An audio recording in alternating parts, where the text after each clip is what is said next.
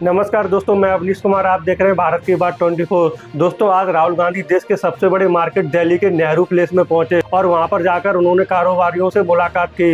मुलाकात के बाद उन्होंने मेक इन इंडिया पर थोड़े सवाल जवाब भी किए। उन्होंने कहा मेक इन इंडिया से कुछ भारत को फायदा हो रहा है या ये नारा सिर्फ जुमला है। आइए सुनते हैं राहुल गांधी ने क्या बात करी।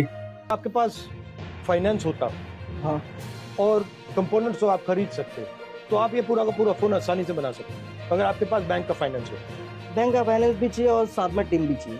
हाँ, बट टीम तो आपकी है यहाँ पे, नहीं, उसके लिए मशीनरी भी चाहिए होगी। असेंबली की मशीनरी, बट बैंक का फाइनेंस होगा तो हाँ, प्रोडक्ट आ जाएंगे। तो इजीली हो जाएगा। इसको असेंबल करना इतनी मुश्किल चीज नहीं है। नहीं, वो तो इजीली है। असेंबल करना मुश्किल है, मैन्युफैक्चर करना टफ है, जिसके लिए एक मतलब प्रॉपर टेक्निक चाहिए होती जो है। पार्ट्स हाँ, बन रहे हैं वो कॉम्प्लिकेटेड, मगर पार्ट्स को जोड़ना जोड़ना बहुत इजी है वो हमारे। easy। तो इसमें दो आइडिया है ना, एक है मेड इन और दूसरा है असेंबल्ड इन। हाँ, असेंबल्ड इन मतलब जोड़ दिया। स्पेयर पार्ट आपके पास है, आप कहीं से भी अपने सोर्सेज से लेके आ रहे हैं और वो आप में असेंबली कर सकते हैं। जैसे गाड़ी के सारे पार्ट्स आए, आपने खरीदे और आपने ठक ठक ठक ठक ठक जोड़ दिए। दूसरा है कि भैया गाड़ी के सारे पार्ट्स बनाए और फिर मतलब जोड़े। बट ये कॉन्सेप्ट, ये फर्क लोगों को नहीं मालूम। लोग सोचते हैं कि भैया मेड इन और असेंबल्ड इन एक ही चीज, एक ही हाँ। चीज, बट बिल्कुल अलग चीज। बहुत अलग है। डिफरेंट। और फ्रेंकली अगर हम कहें, रोजगार मेड इन से बनता है, रोजगार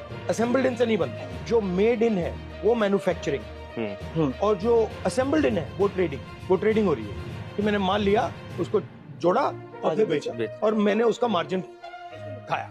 राइट, अब मैं असेंबल कर रहा हूँ, आप बना रहे हो, मैं मैन्युफैक्चरर हूँ, आप मैन्युफैक्चरर, मैं असेंबलर हूँ, तो आप जीतोगे ही जीतोगे। मेरे पे मैन पावर भी है, पूरा इक्विपमेंट पावर भी है, नॉलेज टेक्नोलॉजी पावर आपके भी हाथ में, है। नॉलेज आपके हाथ में। तो जब तक मैं मैन्युफैक्चरिंग में नहीं जाऊंगा, तक तब मैं आपसे आपसे पीछे रहूंगा। अच्छा, जो कोरियन वाले फोन है, सैमसंग वाला, वो भी पूरा अंदर से चाइनीज है। जो मैन्युफैक्चरिंग है, जो सैमसंग बेसिकली की, मतलब ये चाइनीज ने सेलफोन की, लैपटॉप की पूरी लपेट रखी है हमारे। चाइना ने पूरा, चाइना ने उनके पास कंट्रोल कर रखा है। पूरा का पूरा technology कंट्रोल है। ही उनके पास है ना। कुछ भी लेना हो सीधा चाइना जाना है। हमें स्क्रीन चाहिए या फिर कुछ भी स्क्रू भी चाहिए, वो भी इंडिया नहीं बना पा रहा है, तो वो भी हमें भारतीय परचेज करने पड़ रहे हैं। लेकिन अगर ये इंडिया में अगर ये बनने लगे तो फिर बहुत बहुत ईजी, फायदा होगा। क्योंकि रोजगार बहुत ज्यादा बढ़ जाएगा। राहुल गांधी ने बोला सारी चीजें चाइना से आती हैं और भारत में सिर्फ असेंबल कर दी जाती हैं और उस पर मेक इन इंडिया लिख दिया जाता है। इससे भारत को कोई भी फायदा नहीं हो रहा है। दोस्तों, आपको पता ही होगा, चाइना ने आज हर एक घर में कब्जा कर लिया है। छोटी से बड़ी चीज, हर एक चीज भारत में चाइना की ही यूज हो रही है।